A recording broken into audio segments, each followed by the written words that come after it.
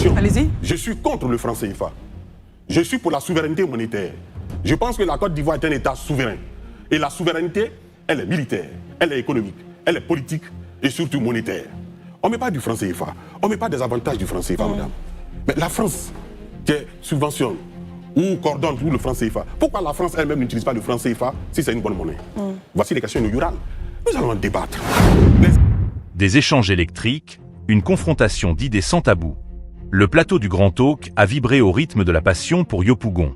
Face au chroniqueur, M. Geoffroy Kouao, candidat aux législatives, n'a pas reculé pour porter ses aspirations. Éducation, santé, fin du cumul des mandats, mais surtout un refus catégorique du franc CFA. L'invité a défendu avec audace sa vision de la souveraineté et de la justice sociale. Plongé au cœur d'un débat vivant où l'enfant de Yopougon dévoile son ambition radicale pour transformer l'hémicycle. Showtime Actu Plus, n'oublie pas de t'abonner. Un homme de gauche. Je suis un socialiste. Je suis totalement opposé à la gouvernance libérale actuelle. Je veux proposer une politique de gauche au Parlement. La gauche, c'est le social. Parce que faire de la politique, c'est gérer la cité. Gérer la cité, c'est gérer les hommes. Gérer les hommes, c'est gérer leurs problèmes. Et les problèmes des hommes sont des problèmes sociaux. Comment s'éduquer? Comment se soigner? Comment travailler? Comment s'alimenter? Comment se loger autrement? Très bien. Et donc, ce sont ces questions que je vais soumettre au Parlement. Mais il y a aussi des questions politiques, relativement au cumul des mandats, relativement à la parité gouvernementale, relativement au transfert de la capitale à Yamoussoukro. Un certain nombre de questions, et surtout la question du franc CFA. Je vais porter cette question au Parlement. Très bien. Pour qu'on en discute. Messieurs, vous avez un peu donc l'objectif et la vision qu'il a pour cette commune d'Abidjan. Commençons par vous, Gandhi Koué, commentaire, question, allez-y. Monsieur Kouao, moi, il restait à dire peut-être que vous êtes marié à Yopougon. Eh bien, vous vivez encore à Yopougon. Parce que pour ce que vous avez dit tout à l'heure, vous êtes natif, vous avez fait l'école primaire, vous avez joué à Yopougon. Pour moi, ce n'est pas des éléments suffisants en fait, pour aspirer à être député, pour changer les choses. Parce que je le dis, quelqu'un peut être un natif de Yopougon et pour les besoins de la cause avec son père, et bien pour des intérêts scolaires, académiques, il serait allé fréquenter ailleurs. Donc pour moi, ce n'est pas là que les Ivoiriens doivent vous juger. Les Ivoiriens vous attendent en fait sous le rôle véritable d'un député. Mais ça, ce n'est pas l'important.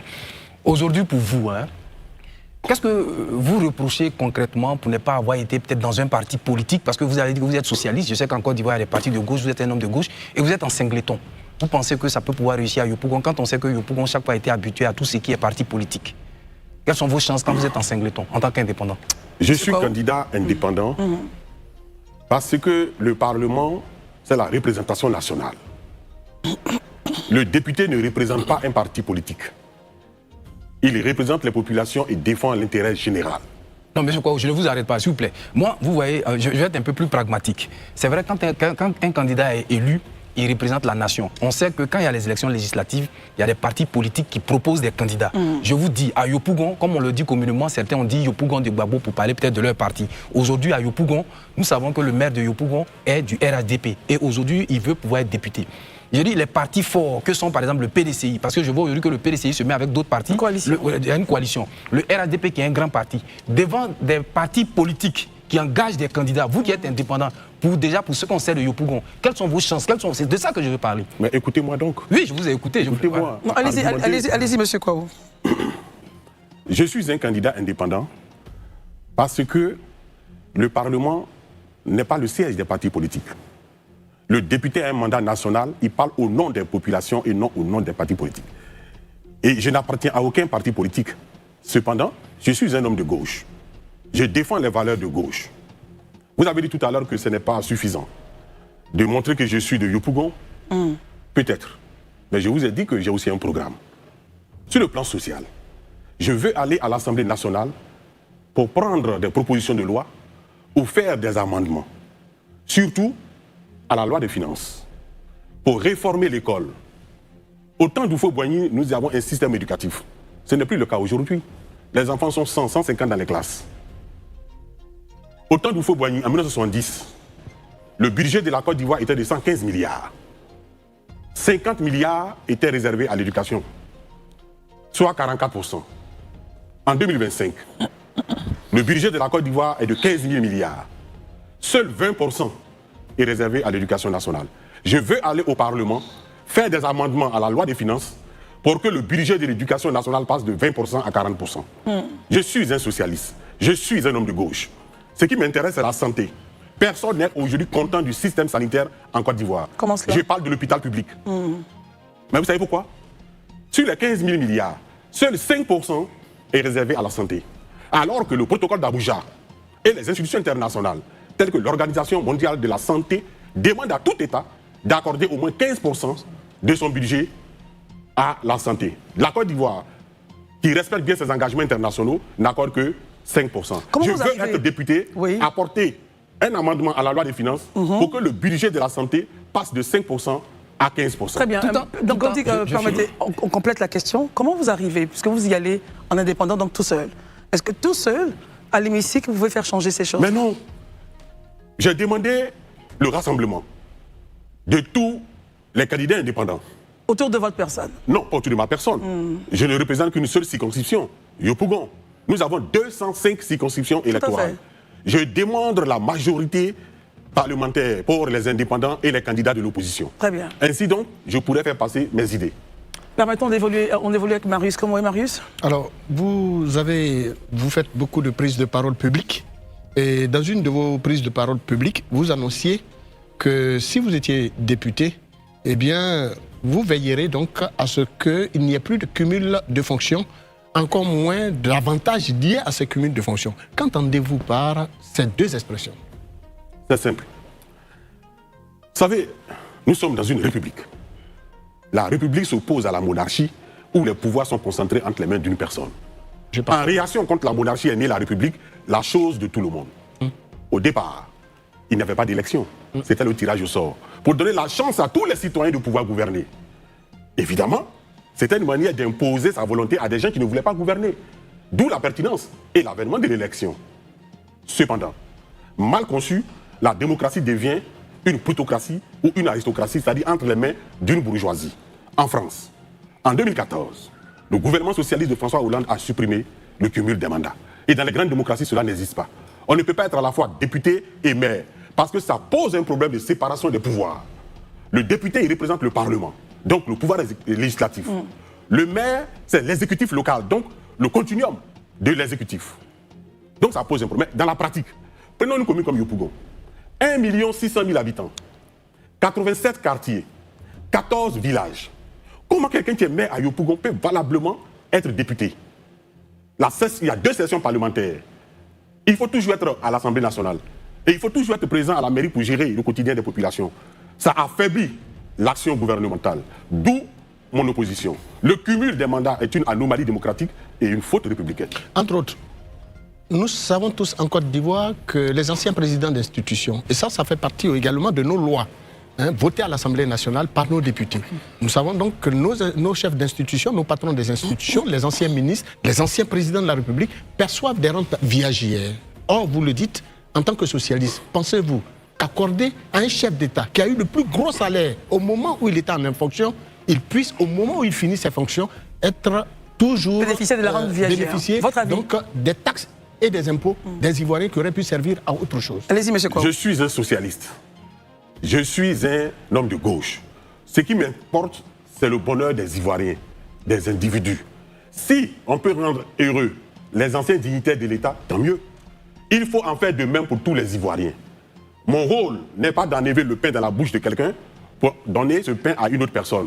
C'est de faire en sorte que tous les Ivoiriens aient du pain à manger, aient à se loger dignement, aient à s'éduquer dignement, aient à se soigner dignement. C'est ça le matérialisme politique. Très bien. Allons avec Arnaud. Oui, 2 questions, M. Kouaou, rapidement. La première question, c'est sur les raisons de votre engagement. Parce qu'on vous a connu personnalité de la société civile qui formait, etc. Et puis aujourd'hui, on vous retrouve sur l'arène politique. Pourquoi vous avez shifté et on vous retrouve aujourd'hui en politique? Deuxièmement, vous avez évoqué dans vos propos liminaires la question du CFA. Vous avez dit que c'est quelque chose que vous allez soulever à l'Assemblée nationale. Quelle est l'actualité des CFA qui vous intéresse? Pourquoi soulever cette question aujourd'hui? D'abord, votre première question. Je suis auteur de 6 essais politiques où figurent presque toutes mes propositions, mes analyses et ma pensée politique. Malheureusement, personne ne les met en pratique. Je pense que le temps est venu pour moi d'aller au Parlement pour mettre en pratique ma vision politique. Pour essayer de mettre en pratique vos Oui, visions évidemment, politiques. essayer, en me donnant tous les moyens. Comme je vous l'ai dit, par exemple, à chercher à avoir une majorité, etc. etc. Avec les indépendants. Très bien.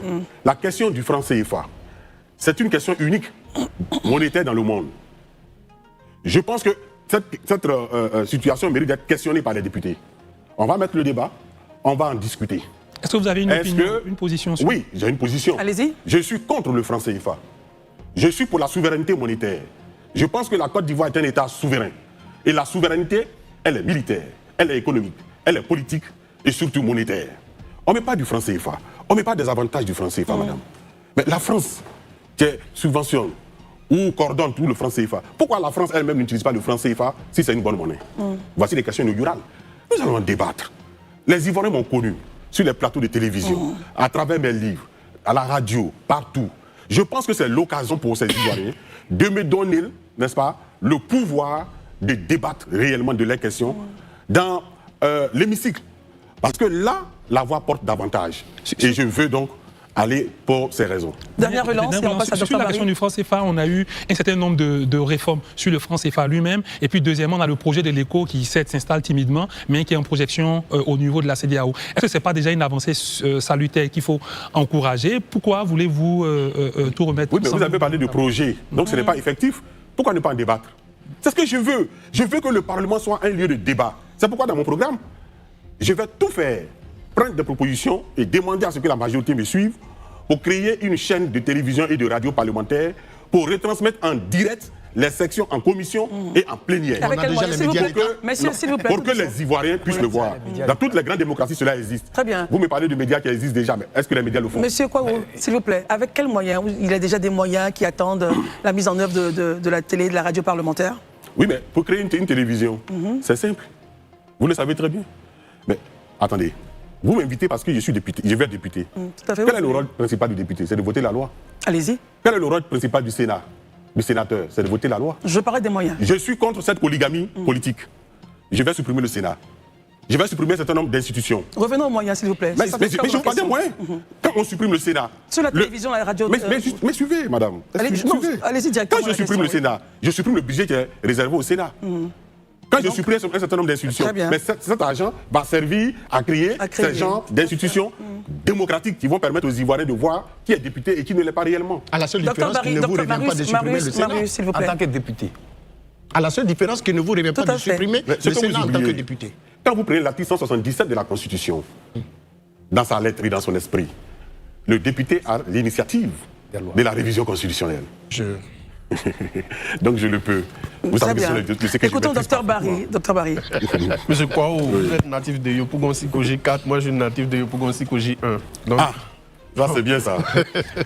vous avez parlé tout à l'heure d'une majorité d'indépendants, sachant que les indépendants sont de divers profils. Il y a des indépendants qui sont fâchés avec leurs familles politiques. Et quand on connaît l'historique, on sait qu'en cas de victoire, où ils vont aller, comment vous allez convaincre ces indépendants-là de vous suivre? Ça, c'est la première question. La deuxième question, si on fait de l'éducation un budget de 40%, on met la santé à 15%, mathématiquement, ça fait 55% du budget. Dans le contexte sécuritaire dans lequel on évolue, que prévoit M. Kouawo pour la défense, par exemple? Quelles propositions il compte faire pour la diplomatie, la défense, l'industrialisation, par exemple? Parce qu'on sait que la Côte d'Ivoire, dans le domaine minier, connaît une évolution. On écoute Dr. Barry. Quels sont vos projets de loi? Qu'est-ce que vous avez prévu pour ces secteurs? Allons-y. Ok, merci beaucoup. Bon, pour ceux qui ne connaissent pas Yopougon, Sikoji 1, c'est à côté du marché de Sikoji, vers le stade des Vous maîtrisez la commune. Non, je suis un enfant de Yopougon. Tout à fait. Je suis le plus connu de tous les candidats de Yopougon. Vous comprenez bien? Voilà. Vous y habitez. Donc, c'est pour cela que je suis candidat indépendant. Mais non, dans mon programme, j'en parle. Nous allons proposer une loi contre la transhumance politique. En 2021, après les élections législatives, 18 députés indépendants ont rejoint le RHDP. 2 députés indépendants ont rejoint le PDCI-RDA, trahissant ainsi la volonté et l'esprit des électeurs. Nous allons prendre une loi à travers une proposition pour supprimer cela. Si vous êtes indépendant, vous restez indépendant jusqu'à la fin de votre mandature. Ainsi de suite. Voilà. Nous avons. Deuxième chose, vous parlez du budget. Mais Houphouët-Boigny le faisait. Non, mais Pourquoi? Attendez, vous avez posé une question, je vous donne une réponse. Laissez-moi argumenter. Allez-y, je vous en prie. Allez-y. Au temps d'Oufo-Boigny, le budget de l'éducation nationale était de 44%. Alors comment il a fait? Et c'est pour cela que vous, aujourd'hui, nos parents, on parle de la Côte d'Ivoire parce qu'on a formé de véritables cadres. Je vais vous donner un exemple. La semaine dernière, dans la presse, on nous a dit que près de 1300 élèves de 6e à Azopé, dans la région d'Azopé, ne savent ni lire ni écrire. La question est inaugurale, madame.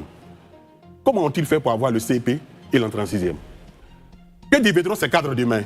L'école est primordiale. Je vous ai dit que je suis un socialiste, je suis un homme de gauche. Pour nous, tout part, la meilleure richesse d'un pays, c'est la ressource humaine. Et donc, nous allons trouver les moyens. Est-ce que vous savez, M. Barry, que quand nos mamans, par exemple, accouchaient au temps de Félix Houphouët-Boigny, elles faisaient 2 semaines à l'hôpital. On les nourrissait gratuitement. Aujourd'hui, dans les hôpitaux publics, une femme accouche à 10h, à 10h30, on la libère. Ce n'est pas normal. Il y a plus de cliniques privées que d'hôpitaux publics. Très bien. Nous avons, aujourd'hui, 3590 collèges et lycées en Côte d'Ivoire. Merci beaucoup. Seuls 902 sont publics, soit 23%, soit 77% sont privés. Je suis contre la marchandisation de l'école et de la santé. Merci beaucoup. Monsieur Kouaou, merci. Alors, on constate bien que le futur, enfin, s'il est élu, il souhaiterait donc nous ramener cette époque magnifique de feu le premier président Félix Houphouët-Boigny. Unique, que nous avons connu. Parti unique. Parti unique. Donc il veut le parti unique implicitement. Vous ne savez pas ce qu'il a dit. Je n'ai pas dit ça. Implicitement, Mais non, oh là là. Par contre, il posait une question. Vous êtes de Yopougon, vous demandez les sollicitations des habitants de Yopougon. Est-ce que vous vivez à Yopougon? Allez-y à Yopougon Sikoji, numéro 4044. Et demandez qui est là-bas. Monsieur Kouaou Julien. Très bien. J'y suis toujours. Je vous le dis, je connais Yopougon par cœur. Et les habitants de Yopougon vous connaissent également. Il est de la Sikoji 1. Il connaît bien Charleston. Vous connaissez bien Charleston. Vous connaissez bien Hong Kong. Tout à fait. Bon, vous connaissez bien le port Vagabond. Tout à fait. Je suis un enfant de Yopougon.